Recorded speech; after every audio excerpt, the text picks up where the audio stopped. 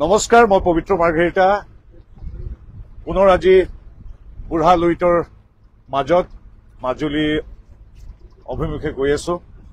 আজি মাজুলীৰ পঞ্চায়ত নিৰ্বাচনৰ যিসকল বিজয়ী প্ৰাৰ্থী তেওঁলোকক অভিনন্দন জ্ঞাপন কৰিবলৈ যোৰহাট লোকসভা সমষ্টিত থকা অসমৰ সমূহ ৰাইজক ধন্যবাদ জ্ঞাপন কৰিছো আমাক আশীৰ্বাদ দিয়াৰ বাবে। মাজুলীতো আমাৰ মিত্ৰজোঁটৰ প্ৰতি মাজুলীবাসী ৰাইজে গভীৰ আস্থা পোষণ কৰিলে। অসম গণ পৰিষদ, গণশক্তি আৰু ভাৰতীয় জনতা পাৰ্টীৰ যৌথ প্ৰচেষ্টাত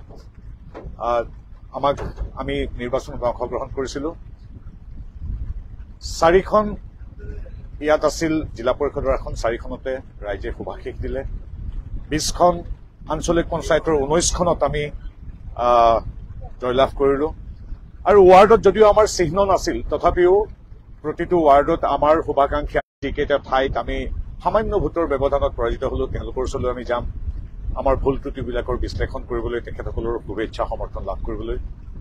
মাজুলীলৈ অহাৰ মাদকতা সম্পূৰ্ণ বেলেগ।